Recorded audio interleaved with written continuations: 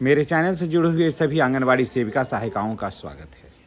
आज एक बड़ा ही आश्चर्यजनक चीज़ मैं आपको बता रहा हूँ, जिसे आप झेल रहे हैं और पूरा देश को इसके बारे में जानना चाहिए। कुछ ऐसी बातें होती हैं जिसे लोग, जिनके साथ ये घटना होती है, जिनके साथ ये सब बीतता है, वो तो लोग जानते ही जानते हैं। बाहर के लोग नहीं जानते हैं कि उनका जीवन कैसे चलता है। जी हाँ, बात करेंगे आंगनवाड़ी सेविका सहायिकाओं से संबंधित एक ऐसे मैटर को लेकर के जिसमें एक तो पेमेंट कम मिलता है और ऊपर से जो है ना THR जो है ना वो भी समय से नहीं मिलता है। चलिए आज क्या है जानकारी हम आपके साथ देखिए दोस्तों साझा कर रहे हैं। इस वीडियो में बिहार झारखंड की आंगनवाड़ी सेविका सहायिकाओं से का पोषाहार से एवं वितरण से एवं भुगतान से जुड़ा हुआ महत्वपूर्ण अपडेट है। क्या है कि यदि आप आंगनवाड़ी सेविका और सहायिका हैं या अभिभावक हैं तो ICDS से जुड़ी ही किसी भी योजना की जानकारी चाहते हैं तो यह वीडियो आपके लिए बड़ा ही महत्वपूर्ण है। देखिए, THR यानी टेक होम राशन जो है वो किसके लिए है कि बच्चों को, इसके लिए बच्चों को जो आंगनवाड़ी केंद्र में जो बच्चे होते हैं उनको दिया जाता है। और ऐसे में सबसे बड़ी बात है कि जब ये दिया जाता है तो समय से दिया जाता है। लेकिन ज़्यादा तो दुर्भाग्य का बात ये है दोस्तों कि ये समय से ये दिया ही नहीं जाता है और परिणाम होता है कि 8 महीना, सोचिए कि अगर 8 महीना 7 महीना अगर किसी को नहीं मिलेगा तो कैसा लगेगा।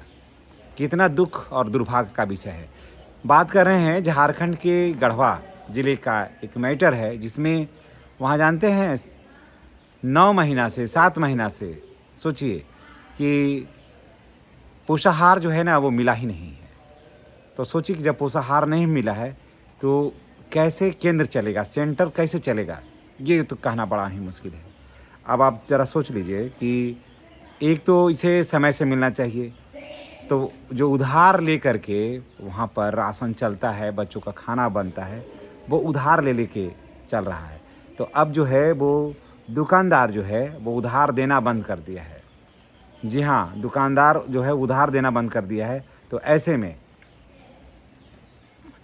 छोटे छोटे जो नौनिहाल होते हैं बच्चे हैं, उनका भोजन कैसे मिलेगा, वो कैसे खाएंगे। कारण कि वो घर से मॉर्निंग में वो आते हैं तो उसके बाद फिर वो संस्थान में रहते हैं यानी आंगनवाड़ी केंद्र में रहते हैं। उसके बाद फिर उनके लिए अल्पाहार का व्यवस्था होता है।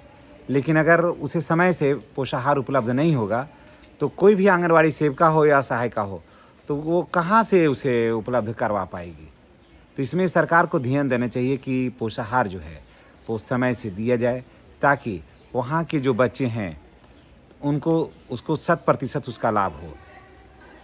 बिहार में भी यही हाल है। बिहार में भी 3-3 4-4 महीना से पोषाहार अभी तक नहीं मिला है, तो जिससे कि आंगनवाड़ी केंद्र पर जो है ना बहुत ही कठिनाइयों का सामना करना पड़ रहा है। और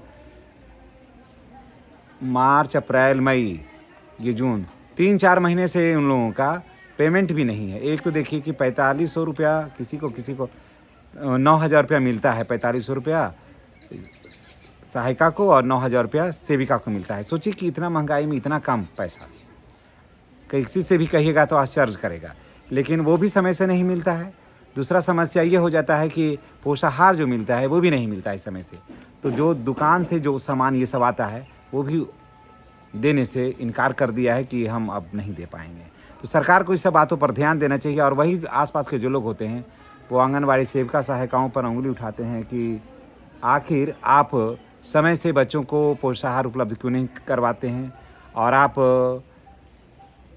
पोषाहार की जो राशि आती है तो उसे आप खा जाते हैं। जबकि सच्चाई ये है कि 5 महीना 6 महीना 7 महीना से पोषाहार उपलब्ध नहीं होता है, जो कि बहुत ही दुखद और दुर्भाग्य का विषय है।